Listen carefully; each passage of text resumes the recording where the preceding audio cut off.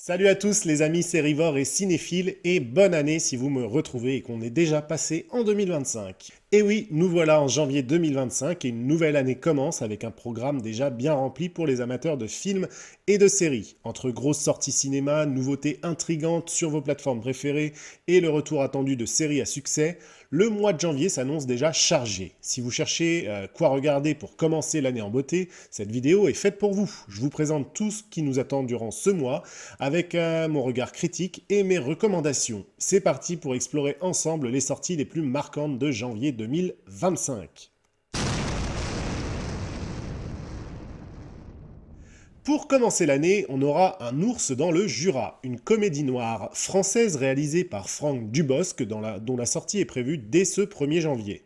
Le film suit Michel et Cathy, un couple en crise qui découvre une importante somme d'argent dans une voiture accidentée après avoir tenté d'éviter un ours sur une route du Jura. Cette découverte ravive leur relation, mais les entraîne dans une série de complications assez dangereuses.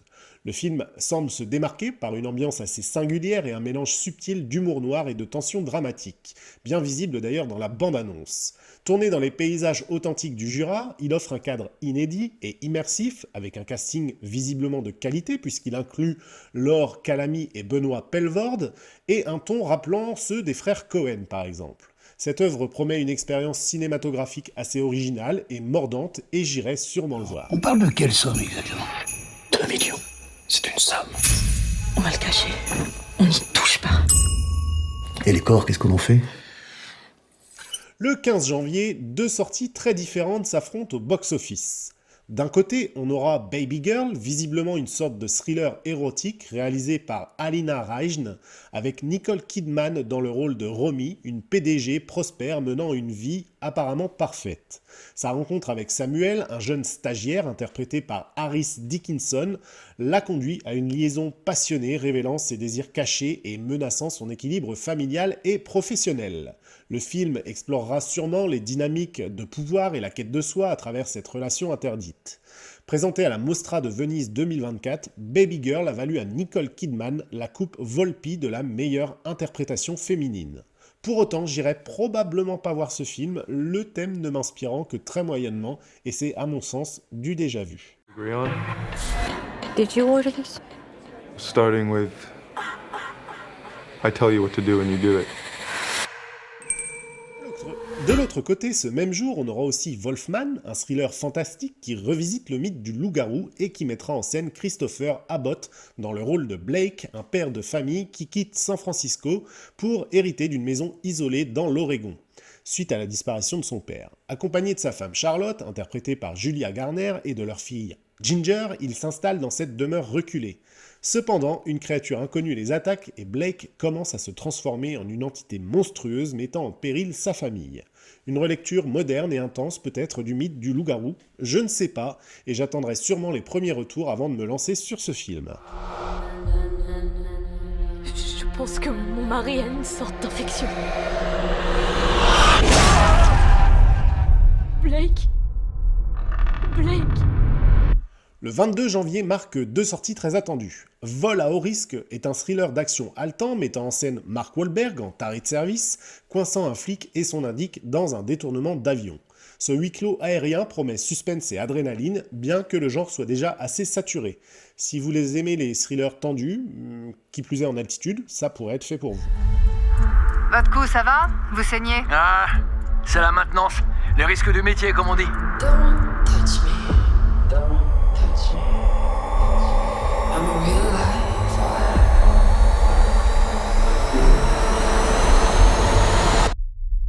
psycho killer. Qu'est-ce que c'est?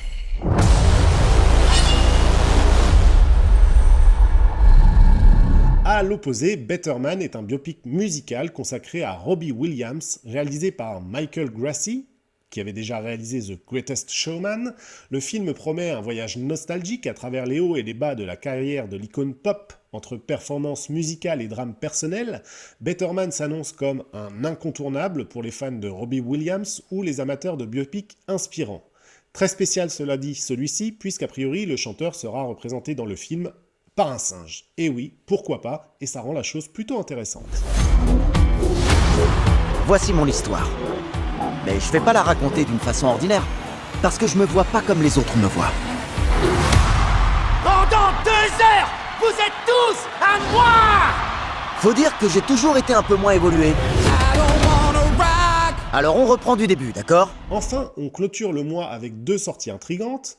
Un parfait inconnu est encore un autre biopic réalisé par James Mangold, explorant l'ascension de Bob Dylan dans le New York des années 60. Timothée Chalamet y incarne le jeune musicien de 19 ans, fraîchement arrivé du Minnesota, dont le talent révolutionnera la musique américaine. Le film retrace son intégration dans la scène folk du West Village, ses relations avec des figures emblématiques comme John Baez ou encore Peter Seeger, et sa transition controversée vers l'électrique, marquant un tournant d'ailleurs décisif dans sa carrière. Sur le papier, ça m'intéresse quand même moins que Better Man, qui me semble un peu plus inventif et qui se démarque un peu plus. Il y a 200 personnes dans cette pièce et chacune d'elles veut que je sois quelqu'un d'autre. Faut juste qu'ils me laissent être. Être quoi? Tout ce qu'ils veulent que je sois pas. Enfin, on aura Une nuit aux zoo, un film d'animation franco-canadien qui raconte l'histoire de Gracie, une jeune louve, et Dan, un puma bourru, qui tentent de sauver leur zoo après qu'un virus extraterrestre a transformé les animaux en mutants zombies. Accompagnés d'un groupe de survivants excentriques, ils doivent trouver un antidote avant que la situation ne devienne incontrôlable. Ce film mêle visiblement humour, action et dose de frissons dans un univers coloré et plein de rebondissements.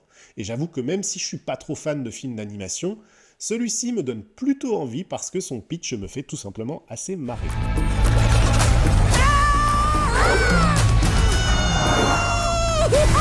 Et si la solution, c'était d'agir ensemble?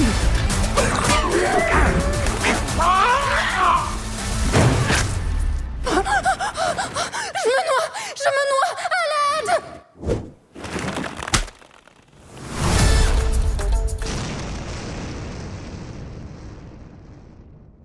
Ad Vitam est un thriller haletant qui suit Frank Lazareff, un ancien membre du GIGN joué par Guillaume Canet, dont la vie paisible bascule lorsque sa femme est enlevée par une organisation liée à son passé.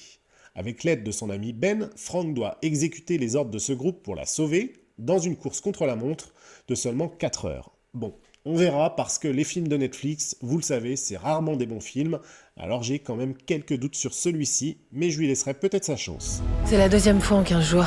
Il cherche à quoi? J'en sais rien. T'en sais rien. Tu dors plus avec moi, tu passes tes nuits sur le toit. Pourquoi tu me fais ça? Alors tu m'expliques?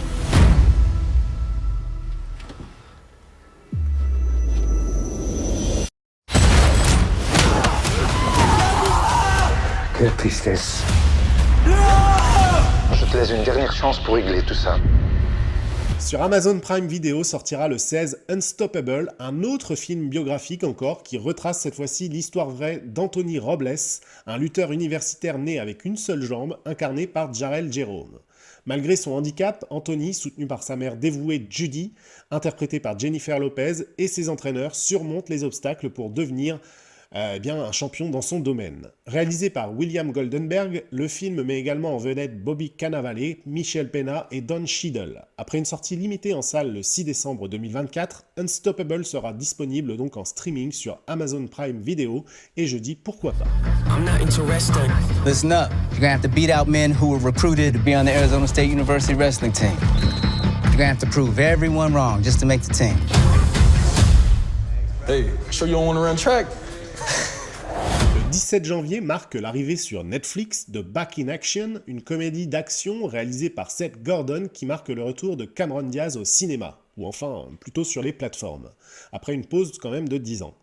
Elle partage l'affiche avec Jamie Foxx, son partenaire de jeu de longue date. Le film suit Emily et Matt, anciens espions de la CIA ayant quitté le service pour fonder une famille.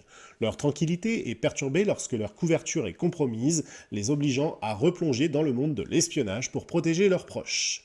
Le casting comprend également Kyle Chandler, Glenn Close et Andrew Scott. Là aussi c'est du Netflix, alors j'ai quelques doutes, mais bon, à voir.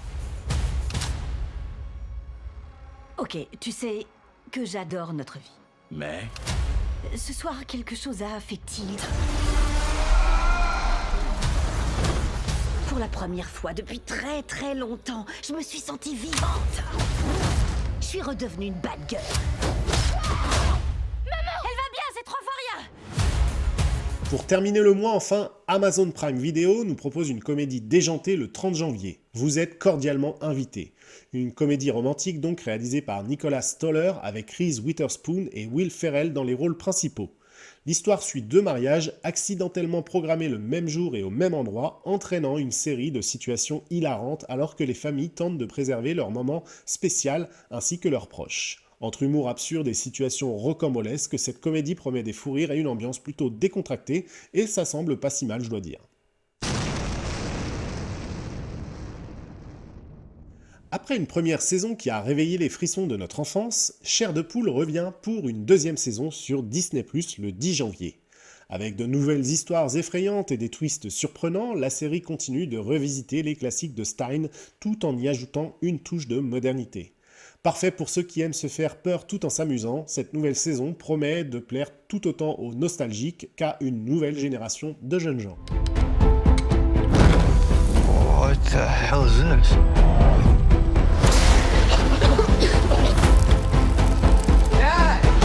Not a good time, Kevin! Holy crap! There's something in my arm! L'une des séries les plus acclamées de ces dernières années est enfin de retour après 3 ans d'attente et c'est probablement quasiment déjà ma plus grosse attente de cette année 2025. Je parle évidemment de Severance qui revient le 17 janvier sur Apple TV+, et qui reprend là où la première saison s'est arrêtée, avec des mystères toujours aussi oppressants et ses dilemmes éthiques fascinants. Un récap de cette première saison sera d'ailleurs bientôt en ligne. Cette série de science-fiction dystopique explore la fine frontière entre la vie professionnelle et la vie personnelle. Les fans de thrillers psychologiques et de récits immersifs ne voudront pas manquer ce retour et j'en ferai évidemment partie. Mr. Scout. I know you're still weighing whether to return to Lumen. But the mark I've come to know is happy. Hello, is anyone there? Is the board on? It's Marquez from Macro... Enfin, The Night Agent revient pour une 2e saison encore plus intense le 23 janvier sur Netflix. Ce thriller politique captivant nous plonge à nouveau dans un monde d'espionnage, de conspiration et de danger constant. Avec un rythme effréné et des rebondissements à chaque épisode, cette saison promet d'être un incontournable pour les amateurs de séries d'action. Personnellement, j'ai pas vu cette série, ou en tout cas la première saison, mais je sais que c'est très attendu, et peut-être d'ailleurs que je vais mater la première saison pour pouvoir regarder cette 2e saison rapidement. Oui, j'écoute. Night Action. Il y a au moins 3 mecs qui me poursuivent. Ils savaient où l'exfiltration devait se faire, parce que quelqu'un nous a balancé.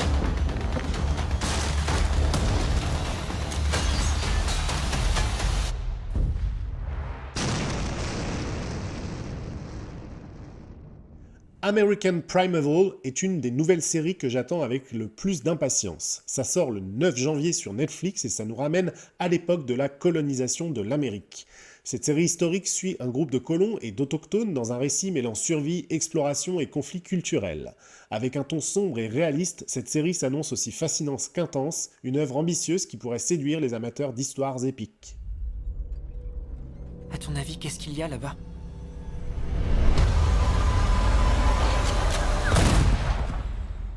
Ton père. Le même jour, sur Prime Video, on aura On Call qui nous plongera dans le quotidien de policiers en patrouille dans une grande ville américaine. La série promet un regard brut et réaliste sur les défis quotidiens des forces de l'ordre, alternant entre drame personnel et tension professionnelle. Ça semble assez prometteur en tout cas, même si c'est un pitch qu'on a déjà beaucoup vu. I feel like you know everything about me, and I know nothing about you. I work. Take care of my dogs. If I'm lucky, I surf. Autre série très attendue, The Pitt sur Max qui nous plongera dans l'univers des urgences médicales, mais avec une approche qui semble assez différente de ce qu'on a vu dernièrement. Cette série, qui est créée par John Harmon Feldman, qui a par exemple fait Designated Survivor, s'intéresse à l'hôpital universitaire de Pittsburgh, surnommé The Pitt. L'institution est à la fois un lieu d'excellence et de chaos où se côtoient des médecins ambitieux, des internes sous pression et des patients aux histoires bouleversantes. The Pitt promet un mélange de tensions sociales, de drames personnels et de critiques sociales pertinentes, explorant notamment les inégalités d'accès aux soins et les limites du système de santé américain. C'est a priori la suite spirituelle d'Urgence et ce sera donc forcément à voir. Clear. Forceps. Full suction. Med student down. Welcome to the pit. Let's go save some lives. Systolics only 80, 14. Alex, you've lost a lot of blood. You need to go to surgery right away. We're gonna die? Not now that I'm here. Easy, easy. I'm in. Good, well done. That's awesome. Apple TV continue de miser aussi sur les thrillers avec Prime Target le 22 janvier. Cette série mettra en scène une femme traquée par des tueurs à gages pour une raison visiblement inconnue. Avec un rythme a priori haletant et un mystère central captivant, Prime Target pourrait bien devenir une grande surprise de ce début d'année. Enfin, le 28 janvier sur Disney+, Paradise sera un thriller avec une histoire qui se déroule dans une communauté paisible, habitée par des personnalités influentes, dont la tranquillité sera bouleversée par un meurtre choquant, déclenchant d'ailleurs une enquête complexe. À voir, j'en pense pas grand chose au visionnage de la bande-annonce, et là aussi, ça me semble être un pitch qu'on a déjà plutôt vu. Mais pourquoi pas? For the record, your name is Xavier Collins, correct? Yes. You have 2 children, James and Presley. Yes. When did you last see Cal Bradford alive? I walked the president to his room when he turned in at 22:04. You don't approve? Those things would kill you. Yeah. Well, they can get in line. When did you discover the body? I knocked on the door at 8:01. That's when I found him lying next to his bed. You were the last person to see Cal alive. Did you kill him? No.